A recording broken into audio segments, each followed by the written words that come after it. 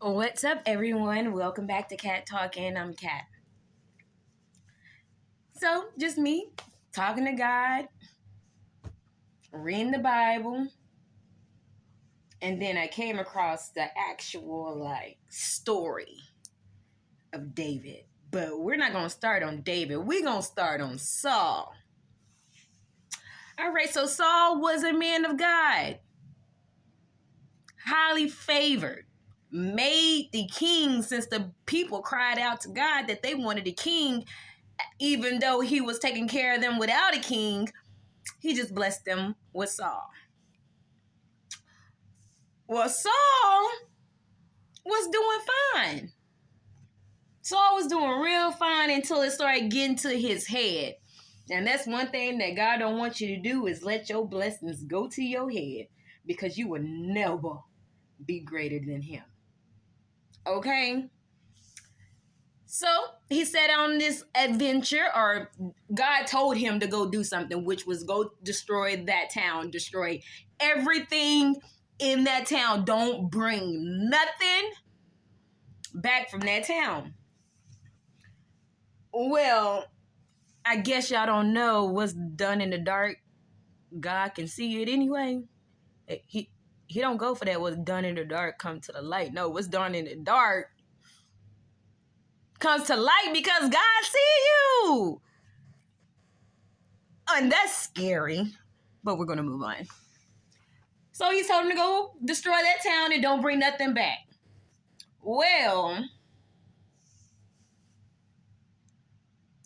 all of a sudden, out of nowhere, he gets a visit from Samuel. And Saul was like, Samuel, what's up, buddy? What are you doing here? And Samuel was like, what did you do? What did you do? And Saul was like, what do you mean? I didn't do anything. And Samuel was like, yes, you did, because God sent me here to tell you you're not going to be king anymore. He has already anointed somebody else to be the king. Saul was like, no, I didn't do anything. And Samuel was basically like, for real? Because God is not about to just send me over here to tell you this if you didn't do anything. And Saul was like, you right. You right. I brought the best cattle from over there. I bought the best sheep. Basically, in Saul's head, he brought back the best for God and his people. And Samuel was like, but God didn't tell you that. He told you to go destroy everything that was there. And Saul was like, you're right. But them people was forcing me. Like, what was I supposed to do? They was forcing me and they telling me that what they wanted me to do. So I feared that they was going to kill me. So I just did it.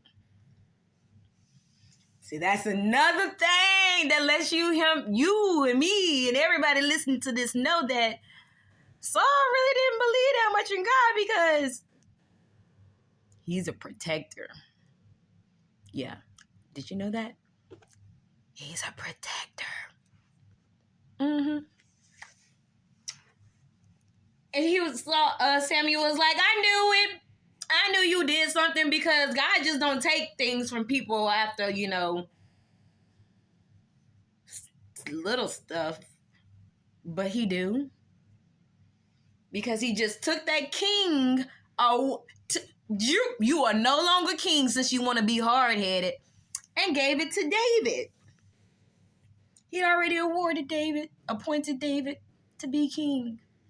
And where was David at? Back in Bethlehem, minding his business with his people, taking care of the sheep, taking care of the cows, taking care of, basically, he was a shepherd. And what's crazy is what I'm thinking about it, because I'm just like, God, you was a shepherd too. You was a shepherd too. But they weren't thinking about that. Do you know when God anoints you, you have multiple talents? Tell me why this man David was a bad man. Like, don't play with David bad. And he played the harp. So, that's later on down the line. I'm going to tell you why we got it. So, David's back minding his own business. He didn't even know what was about to happen. He didn't even think about what could happen to him. He was content with where he was and what he was doing. Well, because Saul then no longer had the favor of God, he sunk into depression and fear. And we all know about my videos telling y'all that you're not walking with God if you're depressed or if you're in fear. So we all know that God's anointing was no longer on Saul. And not only can we read that in the book, baby, Saul's servants was peeping it too. They're like, Saul, we see you down. So what we want to do is make you feel better and send for you some music. Saul was like, they're like, he's the best musician around. Plus, he is what they say about David? Sorry. It says, the best harp to play from Bethlehem, the bravest man of war, for he has good judgment, and he's a handsome man of God. Baby, David didn't know that people was talking about him. He was back there taking care of the cattle. While the war men, the brave men, the people that the world considered tough, was out there fighting. And little bitty David is back. See, that's one thing about God. He will hide you in plain sight. He will hide you in plain sight. For the wrong people don't get a touch of your blessings. But moving on. So Saul was like, yes, send for him. Send for him because I know music will make me feel good. So when David came to the palace and he began to play for the king, and the king felt something that he hasn't felt since God took his anointing away. And that is the presence of God. Baby, David had the presence of God all upon him. And the king knew it because that void was now temporarily getting fulfilled. Well, while he playing for Saul, Saul was like, okay, I trust you enough. I'm going to make you my armor bearer. And guess what? David mastered that job too. So Saul was like, go tell Jesse, which is David's daddy, that I think David is cool and I really, really would like for him to stay because I like him. What he really wanted to say is, can you go tell Jesse that I do not want to send David back because the presence of the Lord is now here back in my kingdom.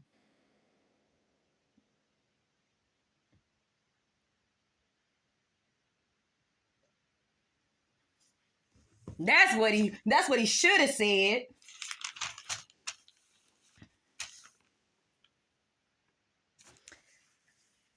So David became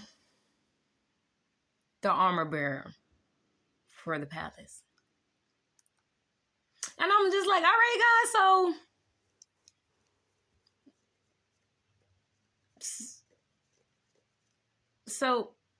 no, girl, I skipped the most important part. Click, click, click, rewind. When they went to go fetch for David,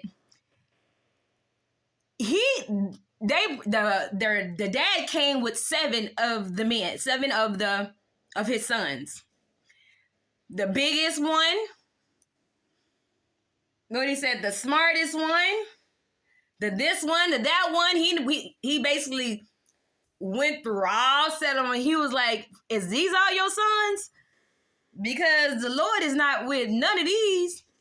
And Jesse was like, "No, I got a baby. He back at the house, tending to the shepherds, or being the shepherd." He's like, "Go sit for him.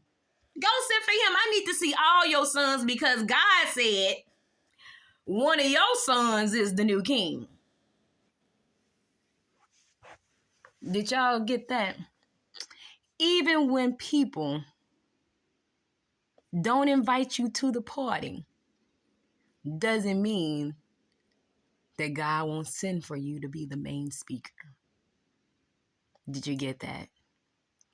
Just because they don't send for you doesn't mean that God won't send for you and you become the main speaker.